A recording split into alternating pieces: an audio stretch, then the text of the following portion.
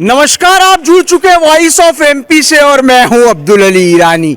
मैं इस समय मौजूद हूं मनासा के पांडाल में, जहां पर ख्यातनाम और अंतर्राष्ट्रीय कथावाचक पंडित प्रदीप जी मिश्रा की कथा का आयोजन कल से शुरू होने वाला है। उनके मुखारबिन से कथा सुनने के लिए हजारों लाखों की संख्या में यहां पर श्रद्धालु पहुंचेंगे। मेरे साथ मौजूद है आयोजक। आइए बात करते हैं किस तरह की भव्य तैयारियां की गई है। निश्चित रूप से मनासा के लिए और आसपास के क्षेत्र के लिए भी गौरव का और समर्पण का दिन है कि हमारे अंतर्राष्ट्रीय कथावाचक सम्माननीय पंडित जी गुरुजी प्रदीप जी मिश्रा हम सबके बीच में हमें अपने आशीर्वचन देने के लिए पधार रहे हैं। निश्चित रूप से इस पूरे क्षेत्र में मंदसौर के बाद पहली बार इस कथा का आयोजन मनासा को मिला है। ये मनासा की नगरी का भी सौभाग्य है और मुझे देख के बड़ा आनंद की प्राप्ति हुई कि दूर दूर से श्रद्धालु 2 से 3 दिन पहले से आके अपना स्थान सुनिश्चित कर रहे हैं ताकि वो कथा का लाभ ले सकें।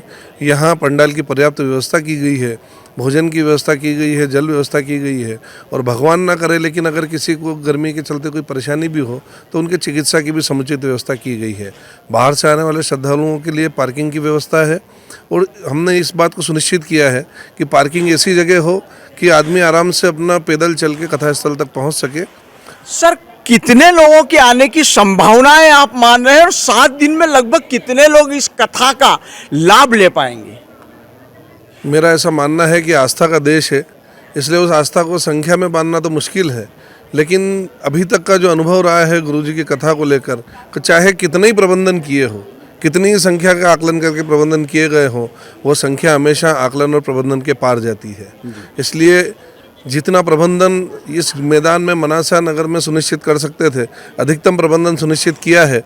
कुछ बैकअप प्लान भी तैयार है, लेकिन चूँकि भावनाओं का जब सैलाब उमड़ता है तो सारी व्यवस्थाएं छोटी हो जाती है।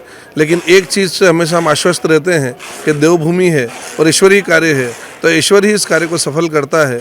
और जो श्रद्धालु यहाँ आते हैं वो पवित्र भाव से और पवित्र मन लेके यहाँ आते हैं, तो स्व अनुशासन से हमेशा इस तरह के कार्यक्रम और इस तरह के आयोजन सफल होते हैं। सर, कितने वॉलेंटियर्स रहेंगे? लगभग कितने लोगों के लिए आपने खाने वगैरह की व्यवस्था रखी है? सर, मनासा मंदिरों की नगरी है और मन की आशा को पूरी करने वाली नगरी है। भोजन का व्यवस्था का जहाँ तक सवाल है तो आयोजकों ने अपने स्तर पर व्यवस्था की है, लेकिन बाकी समाज सेवी संस्थाएं भी सक्रिय हुई है। पहले दिन का आकलन करके आप ये सुनिश्चित मानिए कि जो धर्म लाभ लेने के लिए आया है वो कोई व्यक्ति यहाँ भूखा नहीं सोएगा। आप सर पूरे जो व्यवस्थाएं की गई है, चाहे पार्किंग की व्यवस्था कहें, यातायात की व्यवस्था कहें, वीआईपीज़ के लिए बात करें, किस तरह से आप आकलन करते हैं? किस तरह की पूरा प्लान तैयार किया गया है? सबसे पहले तो आयोजक मंडल के द्वारा हम सब लोगों ने मिलके, एक पूरे शहर के लोगों ने एक समिति बनाई जो 25 सदस्यों की संचालन समिति है, और फिर हमने उसमें नोडल को विभाजित किया, सबको अलग अलग प्रभार दिया। जिस प्रकार से पार्किंग और यातायात व्यवस्था है उसका प्रभारी अलग है, उसका प्रभारी जैसे कि मैं हूँ और बना है, उसी प्रकार से अजय जी को मंच का और पांडाल के संचालन का प्रभार दिया है। इसी प्रकार से सभी 25 लोगों को, किसी को नल का है, किसी को जल का है, किसी को शौचालय का है, तो सब अलग अलग व्यवस्थाओं को हमने डिवाइड किया है। और हमने जो व्यवस्थाएं करी वो एक एक धर्म लाभ लेने वाले, जो यहाँ पधारने वाले लोग, कथा सुनने वाले लोग हैं, उनको ध्यान में रखते हुए और पार्किंग की प्रशासन के साथ मिलकर पूरी पार्किंग की व्यवस्था इस प्रकार से करी कि कहीं भी किसी भी आने वाले व्यक्ति को किसी भी प्रकार की परेशानी नहीं हो।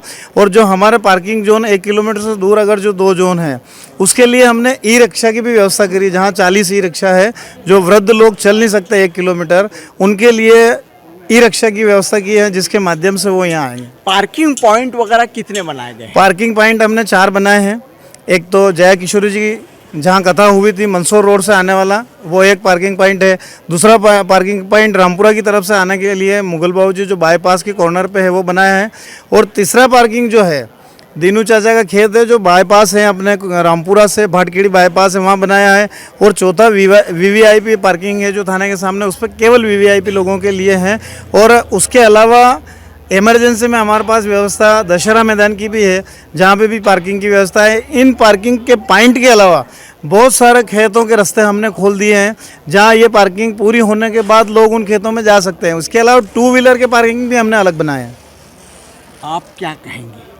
ये जो मंदिरों की नगरी मनासा है, इसमें जो ये भव्य आयोजन होने वाला, ये ऐतिहासिक आयोजन होगा, यहाँ आने वाले सभी श्रद्धालुओं के लिए पर्याप्त भोजन, पानी, रुकने की व्यवस्था है। ऐसा आयोजन पहली बार ही हो रहा है और ये ऐतिहासिक होगा। इसमें प्रशासन, शासन और सभी सामाजिक संस्थाओं का पूर्ण रूप से यहाँ सहयोग प्राप्त हो रहा है। टॉयलेट्स वगैरह की व्यवस्था के लिए क्या कहा गया है? शौचालय की व्यवस्था के लिए पर्याप्त शौचालय नगर पंचायत की तरफ से 40 शौचालय 40 उपलब्ध कराए गए हैं। उसके अलावा भी आयोजन मंडल की तरफ से यहाँ पर पर्याप्त शौचालय की व्यवस्था की गई है। महिला पुरुष स्नानगृह की व्यवस्था की गई है। पीने की पानी की टंकियाँ जैसे कि आप देख लग चुकी है। इसके अलावा भी यहाँ 50 टैंकर पानी के पंडाल में रहेंगे, जिनके ऊपर गर्मी के दिनों होने की वजह से टाट दरी की व्यवस्था रखी गई है और उन पे पानी डाला जाएगा, जिससे कि ठंडा पानी श्रद्धालुओं को मिल सके। दावा किया जा रहा है और इस बात को कहा जा रहा है कि मनासा जो मंदिरों की नगरी है, देवभूमि है, और यहाँ पर जो आयोजन होगा वो ऐतिहासिक होगा और हर तरीके से जो मानव सहयोग हो सकता है और जिस प्रकार की सुविधाओं की आवश्यकता है, आयोजकों का कहना है कि वो समस्त व्यवस्थाएं यहाँ पर उपलब्ध कराई गई है। वॉइस ऑफ एमपी के लिए अब्दुल अली ईरानी के साथ दिलीप बोराना।